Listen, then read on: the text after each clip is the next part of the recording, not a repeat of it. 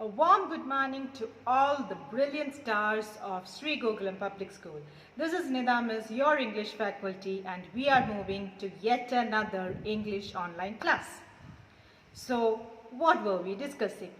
Of course, we were discussing the story of Ranga's marriage.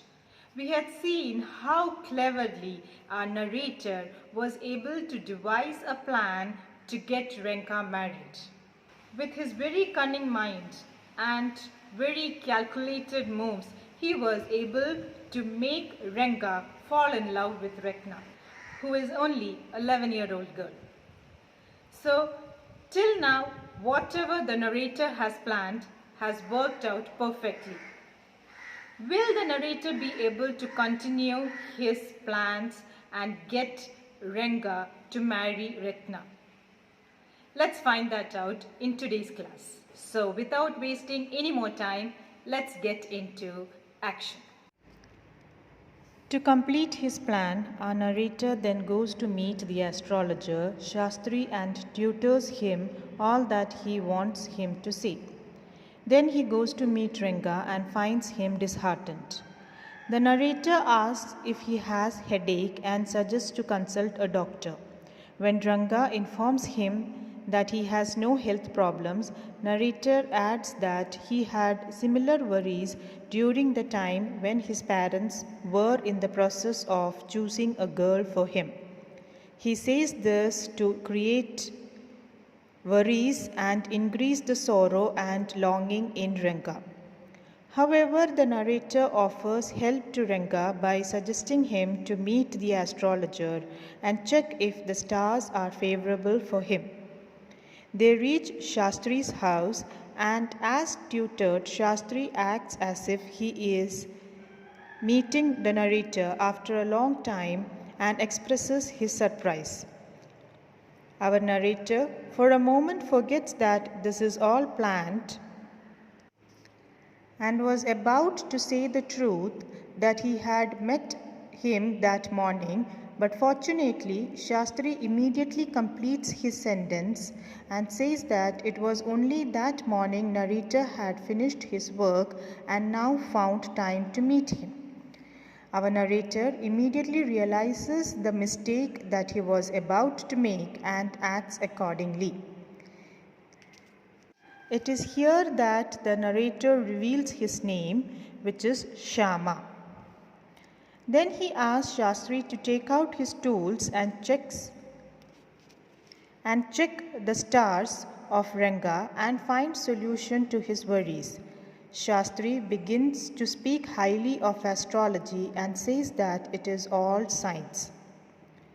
Shastri makes some mental calculations even though Ranga says that he doesn't know his star sign. After a few moments, Shastri indicates that Ranga has a girl in mind. Shama, our narrator, bursts out into laughter and asks Shastri to get more details about that girl. Shastri thinks and replies that the girl has a name of something found in an ocean. Their guesses include Kamala, meaning lotus, Pachi, meaning moss. Shastri says that it could be even pearl or Ratna, meaning precious stone. Shama cleverly adds that Ramarao has a niece named Ratna, but unfortunately she is married. Shastri adds that it is for them to decide who the girl is and he can only read what the stars indicate.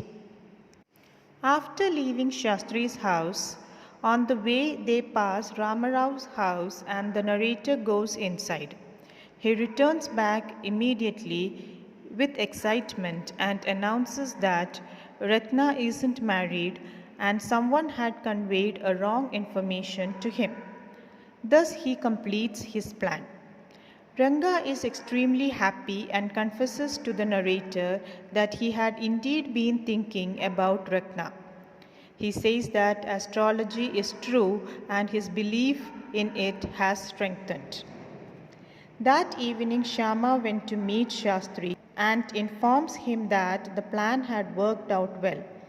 But Shastri doesn't seem to be happy and says that even if the narrator hadn't informed him, he would have said the same using astrology.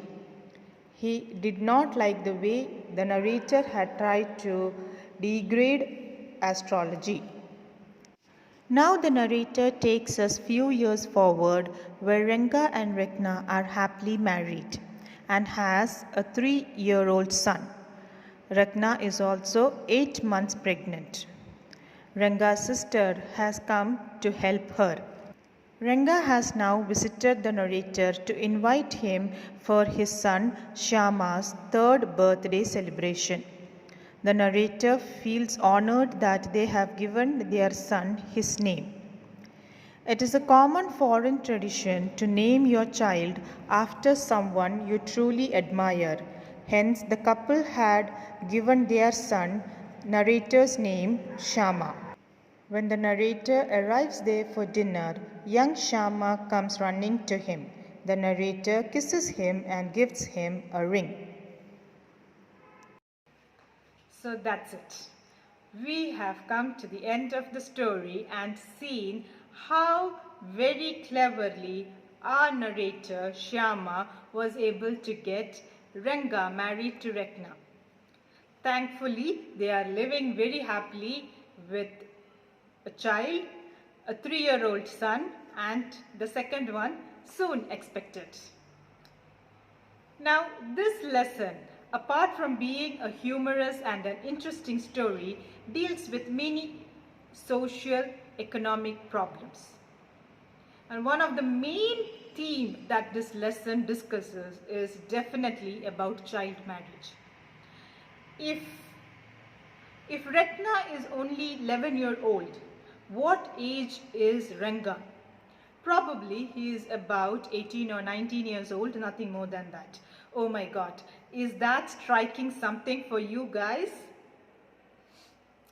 We missed a chance probably. But yes, child marriage is a very important social problem, probably still prevalent and affecting the life of many children in rural parts of India. Even in parts of southern India like Karnataka, Mysore, and northern India, Uttar Pradesh and Haryana, and northeastern parts, still now children are being married. This causes a great physical and mental trauma in children.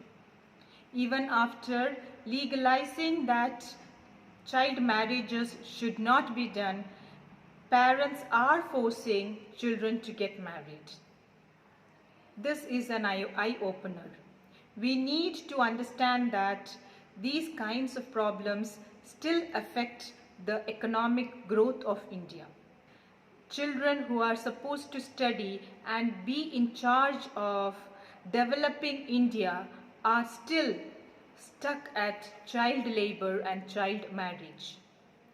As educated youth, what is the role that you can play?